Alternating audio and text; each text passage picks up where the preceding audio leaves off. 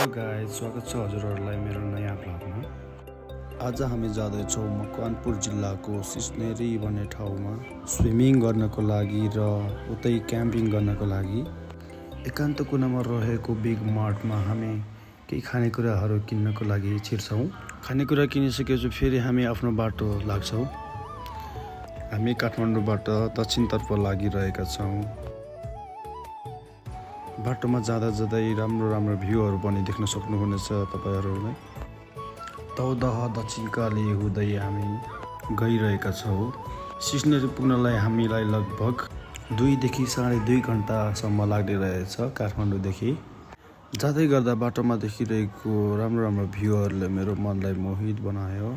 सिस्नेरी पुगिसकेपछि पनि फेरि 3 देखि 4 किलोमिटर कच्ची बाटो रहेछ। हामीले त्यो कच्ची बाटो पनि पार गरेर हामी आइपुगिसकेको छ। हामी यस्तो रहेछ यहाँको ठाउँ चाहिँ, हामी स्विमिङ गर्ने ठाउँ।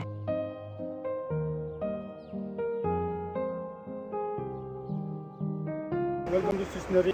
हामी चाहिँ यहाँ सिस्नेरीमा स्विमिङ पुलमा स्विमिङ गर्न आएको। आज इन्जोय गरौँ भनेर यतै नाइट क्याम्प गरौँ भनेर आएको हामी यसो होइन। प्रजल अनि पछि म अनि पछि विवेक हामी तिनजना चाहिँ आज यहाँ क्याम्प गर्छौँ होइन। टक्क रहिला गर्ने हो आजको रात होइन। अनि भोलि बिहान टिकट आयो भन्ने हो कि होइन।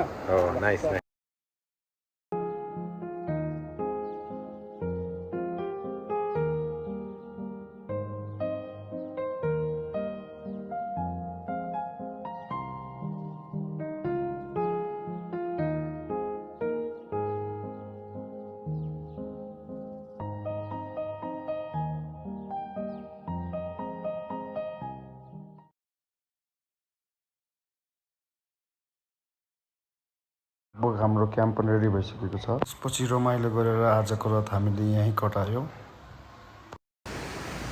Hello good morning. आज चाहिँ हामी सिस्नेरी पुलमा अब स्विमिङ गर्छौँ हामी होइन। स्विमिङ गरेर अनि त्यसपछि चाहिँ हामी पछि यता कुलेखानी हुँदै हामी फर्किन्छौँ फेरि। आजको दिन पनि आज कता उता हामी चितलाङ हुँदै जाने है। चितलाङ कुलेखानी हुँदै जाने। हुनुहुन्छ हाम्रो प्रज्वलजी। गाइज म चाहिँ क्यामेराम्यान है, कोही म देखेन। ल म चाहिँ क्यामेराम्यान है, केटा हो।